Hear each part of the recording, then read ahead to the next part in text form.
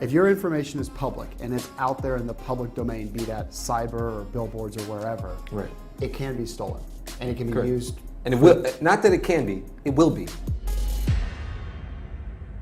This all sounds incredibly serious. So if you're a financial institution, what can you do to protect yourself? We're only as secure as the people around us. We're only as secure as the social network and the people that is on our social sphere. So as organizations, what we really need to do is beyond our borders, beyond our perimeters of the organizations, we need to actually basically make sure that we not only secure the systems, but we also combine and make sure that the awareness is in people. So this is no longer, it's not a technology issue anymore. It's a combination of people and technology. So in many cases, you need to make sure that your people and your supply chain, your vendors you deal with, as well as your technology is updated and patched. Those are the things you need to be kind of going beyond traditional methods rather than what we would have been doing in the past. And how are financial institutions doing? Are they doing a good job of this, or is there still work to be done? I think financial institutions are going to do a good job for themselves. They are actually doing a lot of, let's say, analytical. They're doing a lot more automation. They are spending money in machine learning. They're spending money investing in big data analytics. So what you're finding is that from a cyber criminal perspective, if I'm going to target a bank, what's probably happening is that you're finding that the detection within the banks and financial institutions is becoming faster. They're being able to find the instance much faster. It doesn't mean to say that the incident is actually less or less costly to the institute, but it does mean that the dwell time is significantly reducing, which does have an impact on cost. So yes, financial institutions are kind of getting a step ahead, but in most cases they're doing security for themselves, but not so much security for their customers. That's a very good point. And when I hear all of that, it's frightening. There's a lot of risks out there. There's a lot of threats. So what does the individual do? What can I do to better protect myself? I think the first thing that you need to do is you really need to first become a bit more aware about basically what security is. This is one of the first things, is that by nature is being able to, just like when you're walking on a street, you kind of look around, you're cautious, you're observing. And sometimes what happens is when you do things repetitive, we become complacent. And it's the same thing in computers. When you look at 1,000 emails, the 1,001 email comes in, you kind of just have this automation mode, rather than actually taking things a bit more cautious and looking at everything a bit more in a more kind of uniqueness and more, I guess, kind of suspicious. So being always suspicious about everything is one of the first things. The next area is really making sure, always think twice about clicking on something. Don't click links on emails that you don't know. I mean, that's kind of a no-brainer. You should always look at the senders. Yeah. You can hover your mouse over the to inbox, and you can see if it's actually the email address that you're looking for. I don't know if you followed how the DNC got hacked. No. How did that happen? It's called spear phishing. Mm-hmm. So what they did was they spoofed a reset my password Gmail looking email. So I'm sure you've received an email that says, oh, I'd like to reset my password from Google or whatever. What happened was the hackers, they made their emails look just like those. And they actually changed the alias of the email to look like it came from Google. So when you look at it, looks like a Google email, even says it's a Google email. But if you hover over your mouse over the to address or the from address, you'll notice that it'll say some other website other than Google. And so when in doubt, delete. Yeah, just delete it. Another thing to consider is the technology being used when you do a transaction. A lot of times you'll see, like when you're filling out credit card information, you'll say powered by something, secure anywhere or whatever. You want to use reputable sites because they are storing your data and they are liable for that. A lot of times what you see today, especially with what's been happening in today's world, you'll enter your credit card information, you'll get a product, not think anything of it, and not realize that that company has been holding your data. And then 6 months later, they get hacked. So just keep these things in mind as you shop online. Someone actually duplicated my debit card and was using it to make purchases online and in person and drained my bank account to about negative $200. Were it my debit card, it would have been a lot harder to get the funds back. It might not have been guaranteed. I would have been out that $400 for the time period. It made me realize that it was the lesser of two evils to have it on a credit card.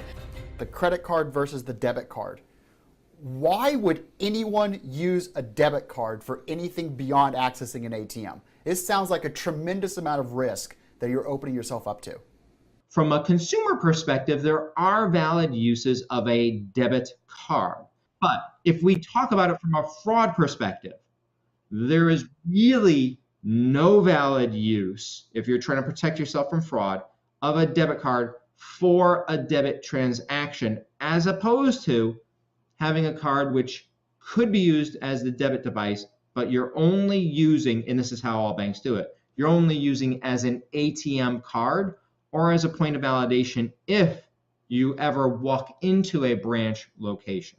What are some tips that you would have for somebody that uses a debit card? Should they put all of their money in their checking accounts, or should they put it into a savings and allocate money to their checking account? I'm just trying to think about ways that people can prevent the fraud from impacting their cash. Number one, choose a PIN that is not your normal PIN on everything else. Make sure it's something separate and net new. Not 111, not 1234, not 000, not 98765. Right? All of these have been guessed. They're all standard, out there.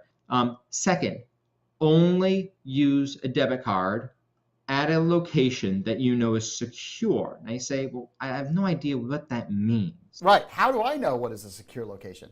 In recent years, really from about 2009 until present, credit card skimming, well, we'll actually say point of sale skimming has become huge in Europe as well as in the US. Now, what is that? So I was getting on the train. I'm at 14th Street, heading to Williamsburg, get off the Bedford stop. And there was a deli about a block away from the stop. I think it was on North 7th. And there's an ATM machine that's literally public facing. So it's just those ATM machines that they're out in the street. And I don't even think the deli owner knows about it, or it might be privately owned or whatever. And I go to it and I insert my card and I go to withdraw some money. When I pulled the card out, now this was one of those ones where you put the card in and you pull it out right away. When I pull the card out, I noticed that the ATM machine seemed to move. Yeah, so I pulled, I was like, okay. It looked like the face of the ATM machine was moving. So I pulled the whole thing, and it was literally an entire face of an ATM. Looked no different than the ATM that was behind it. It was just basically clipped and placed on top. And I pulled it out, and I realized that this was a skimming device. So it basically just copied my information. And I was like, all right, well, that's gone. It's something that's placed in between your actual card, whether you're dipping it or swiping it, and the end device that captures the information on the card and is able to read it. And then separately, either through technology of a PIN pad overlay, capture when you're entering your PIN, or a separate camera, capture your keystrokes, 1, 2, 3, 4, or I did a great password, 1593. Shoot, I got to change mine now, but give the thing a jiggle, pull up on it. Anything that's attached with sticky side tape, anything that looks additional on the outside of the device, those are going to be easy signs of don't use it. As we've recorded this season of Focus on FinTech, we've actually spoken with a number of individuals that have been victims of cyber crimes, of financial crimes. They've had identities stolen or credit card information stolen, and then it's created a hardship for them. Well, then we asked them, did you change your password? Did you change your PIN number? Have you ever changed your password or your PIN number? I have not, and that's actually something I'll consider now. No, but that's a good idea. I only change my PIN number when they make me. That is a good idea. I should change my password probably. I'm gonna go do that now. I should do that. I haven't changed my PIN number since I got a card, which is around 2012. I did immediately change all my passwords. What else do we as a society need to be doing to force action on people and have people take action to better protect their identities? That really comes down to the challenge we've had in the industry is really about communicating impact. is the impact it has to people, and what's enough impact for people to change their behavior. If, for example, all of a sudden you couldn't get insurance until you change your PIN number, then people would actually change their PIN number, because it means they're losing access to something, because they're not taking accountability and responsibility to actually make the effort to change. If we focus too much on the companies rather than the actually people who is really at the bottom of these big breaches, so the news should actually really, I think, really focus in those who do get their identity stolen, rather than focusing at the CEO of a company who was actually trying to keep it secure. We should really focus and actually raise the importance and the visibility and transparency of the real victims, who are the people who get their data stolen.